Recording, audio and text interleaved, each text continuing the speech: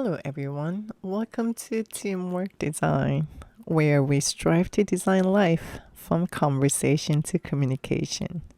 I am your host, Terry Mera. A story I've heard recently triggered my thoughts, which about a man in England, before capital punishment was outlawed there, condemned to death by hanging. Shortly before he dies, he was told that he will have his throat cut with a knife instead.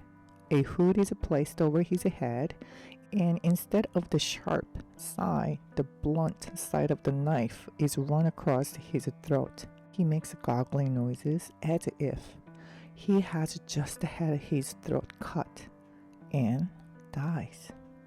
The teller usually points out that the experiment was carried out by British psychologists.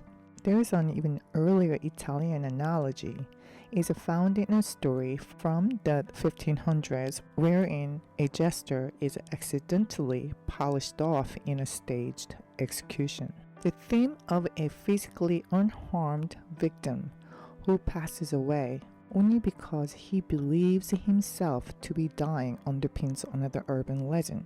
In Deadly Imaginings, a man trapped in a non-functioning refrigerator he presumes to be turned on perishes by way of freezing to death. That's unbelievable. That's crazy.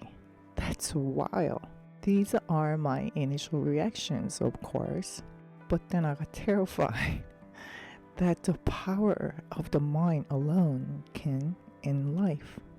Ironically, while digesting these stories, I came across Kobe Bryant's storytelling from his teammates and friends on YouTube channel. There are so many of them, and I checked a few. One of many things that they talked about Kobe Bryant that resonate with me is his mentality and ability to unapologetically deliver his mind into action, regardless of whether his friends or teammates may think or act otherwise.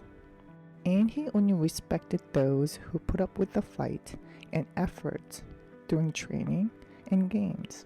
There is common phrases I heard about him was that everyone says he was at another level of his mindset or mentality. What inspires me the most about Kobe Bryant's story is that he utilized every bit of himself mentally and physically, doing what he loves the most.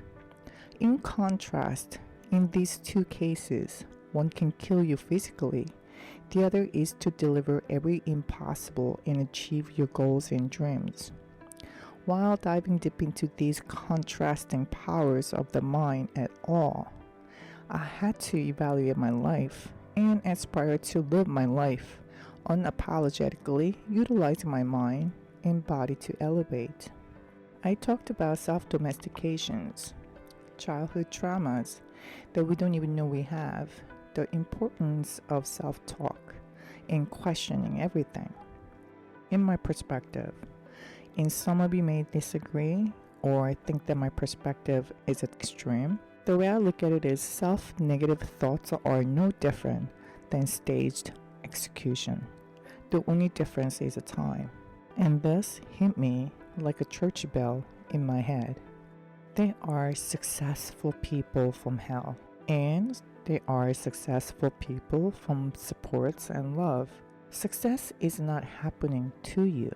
It's a result of choices you make throughout your life, starting with your mindset and self-belief. Whatever definition of your success is yours. I would love to share the progress, I guess, or my experience with you. I decided in 2023 that I will not settle for anything less than I desire, and I will be resilient. Since then, my perspective has elevated.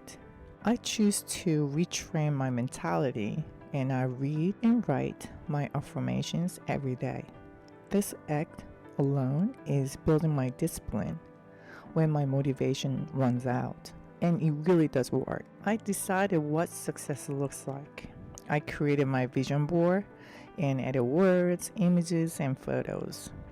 This helps me to focus, to think it, visualize it, write it, say it, and do it. In January 25th, I left my apartment for a run and had not even hit the 1 mile yet. Somehow, randomly, 15 miles popped up in my mind. I said, okay, I decided. And I visualized the number and I said it out loud. And I did it.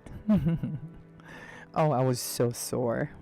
But that was the very first instant manifestation that I have experienced.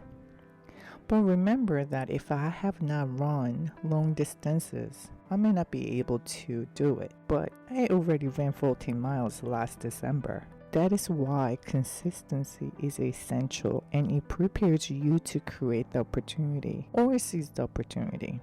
Remember, your mind is so powerful. It's so powerful enough to kill you. Why not utilize that power to build a life that you are dreaming about? Something to think about, right? Thank you for tuning in. This is your host, Terry Mera.